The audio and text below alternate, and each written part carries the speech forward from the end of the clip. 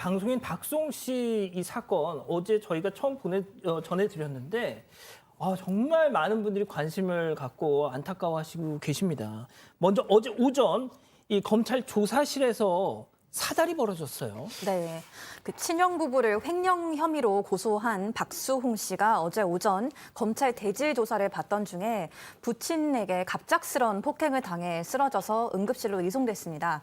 박수홍 씨의 부친은 박 씨를 보자마자 정강이를 걷어차며 흉기로 이렇게 공격하겠다고 협박까지 하면서 연이어 폭행하고 협박한 것으로 알려졌습니다. 박수홍은 부친이 가할 위협에 대비해서 방검복까지 차려입고 왔다고 하는데 갑작스런 공격에 속수무책으로 당하고 말았습니다. 정신적으로 큰 충격을 받고 퇴원한 박수홍은 자택에서 휴식을 취하고 있다고 합니다. 자, 지금도 우리 가족 여러분들이 너무너무 안타깝다고 입을 모으시는데 자, 이 사건 이후에 이 박수홍 씨 아버지, 그러니까 박수홍 씨에게 물리력을 가한 이 아버지가 왜 그랬는지 입을 열었다고요? 그렇죠. 폭행 이유에 대해서 직접 얘기를 했습니다. 대질신문이기 때문에 만날 수밖에 없습니다. 참고이긴 하지만 이 사건 관계자이기 때문에 만났는데 만나는 과정에서 일이 좀 벌어졌다라고 해요. 이 박수홍 씨 아버지의 얘기에 따르면 1년 반 만에 만났는데 인사를 안 했다는 거예요. 특히 자식이기도 하고 뭐 지금 형 같은 경우는 수의를 입고 있는데 왜 나한테 인사를 하지 않느냐. 그래서 너무 화가 나서 이 정강이를 찼다고 하고요. 또 좀 더 보태서 혹시 만약에 뭐 흉기라도 이런 게 있으면 흉기로 쓸 뻔했다라고까지 얘기를 했습니다. 예. 1년 반 만에 만난 아들놈이 나한테 인사도 안 해 하면서 막 저렇게 폭행을 했다 이런 얘기인데요. 자, 논란은 여기서 그치지 않았습니다. 당시 가족들, 그러니까 박수홍 씨 반대편에 있는 이 가족들이 보인 반응 역시 정말 좀 뭐랄까요, 의아합니다. 사건의 체크포인트 짚어보죠. 오, 주여가 무슨 얘기죠? 예, 사실 이게 뭐 연예기자 출신 유튜버인 이진호 씨가 이야기를 했던 건데요. 이진호 씨가 어떻게 이야기를 하는가 하면 박수홍을 무너뜨린 아버지의 만행, 형과 형수의 소름 돋는 반응이라고 이야기를 하면서 이제 박수홍 씨가 이런 이야기를 했다는 거예요. 대체 나한테 왜 그러냐? 내가 뭘 잘못했길래 가족을 위해서 헌신했는데 라고 하면서 좀 울면서 울컥하면서 이야기를 했대요. 그러면 뭔가 공감이 있어야 되는데 형이 딱 외마디를 합니다. 오 주여. 라는 한마디를 했다라고 하는데요. 사실 그 아버지가 박수홍 씨를 폭행하는 과정에서도 그 이진호 씨는 이런 이야기를 해요. 형과 형수는 말리지 아니하였다라는 이야기를 하고 있는 걸 보면 좀 가족 간에 있었던 일, 가족 내부에 있는 일이라서 저희가 뭐 감나라 얼나라 이야기는 할 수 없지만 참 마음이 아프다는 거는 확실하게 말씀드릴 수 있습니다.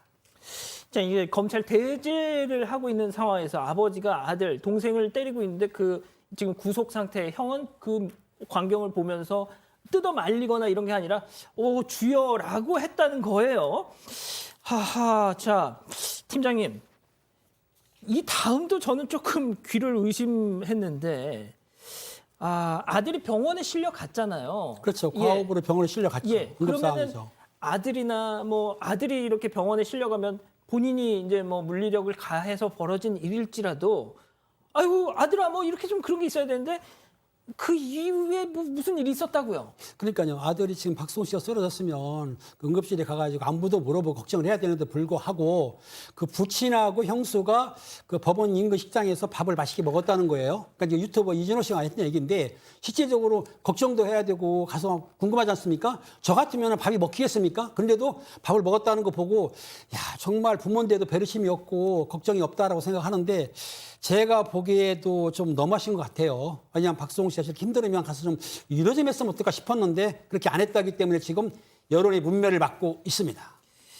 자, 승희 의원님. 네네.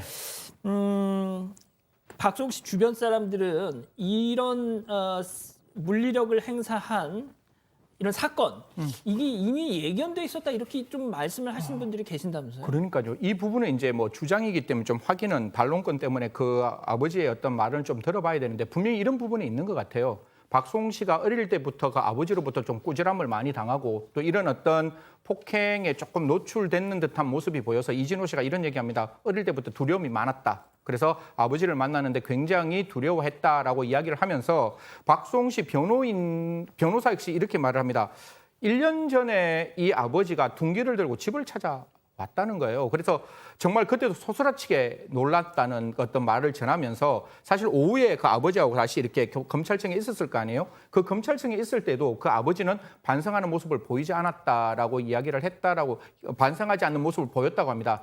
사실 이 변호인 측 이야기는 만약에 그때 흉기가 있었으면 무슨 일이 일어났을지 정말 상상하기 싫다라는 주장을 펼치고 있는데요. 예. 이에 반해서 이제 서울 서울중앙지방검찰청에서는 반론권 차원에서 제가 말씀을 드리면, 첫 번째 박수홍 씨 측이 이러한 어떤 대질 신문을 원했다. 두 번째 박수홍 씨 측이 이러한 신변 보호 조치를 요구하지는 않고 대질 조사 직전에 아버지가 정강이를 차는 바람에 우리가 그런 거는 예견할 수 없었다라고 이야기는 하지만, 분명히 가족사가 이렇게 깊은 골이 있었다면 조금 더 검찰이 예. 신중하게 쳐다봤으면, 좀 들여다봤으면 하는 마음은 있습니다.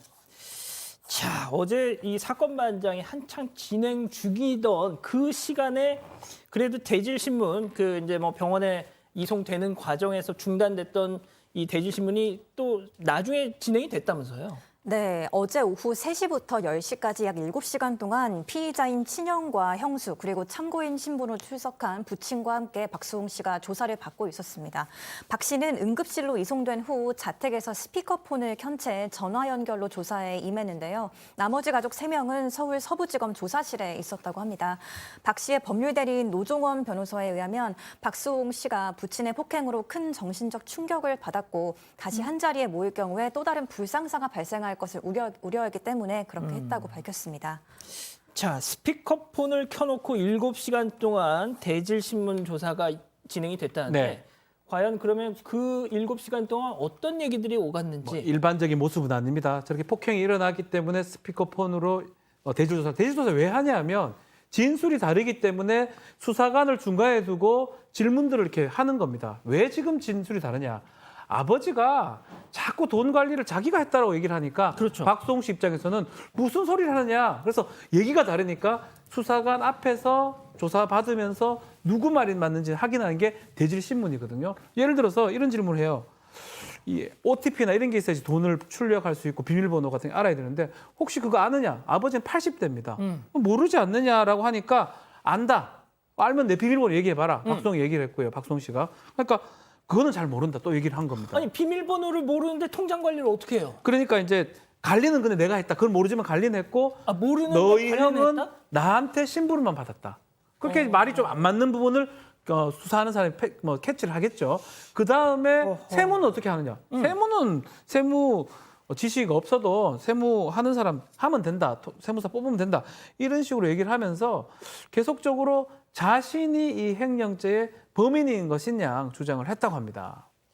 승 의원님, 네. 돈 관리는 내가 했다. 그런데 그럼 통장 비밀번호 또 알아야 하는 게 보통의 아니 뭐 좀 저는 뭐 그 아버지의 진술을 검찰이 좀 진지하게 들여다봐야 되는 거. 이게 친족상도례라는 게 존재를 하는데 친족상도례 중에 특히 지금 이게 제3범죄일 수가 있잖아요. 횡령죄가 될 수 있다면 제3범죄 중에 직계혈족, 나의 아버지가 제 재산을 아무리 많이 가져가고 아무리 많이 사기치고 아무리 많이 절도를 해도 처벌이 안 되는 거예요.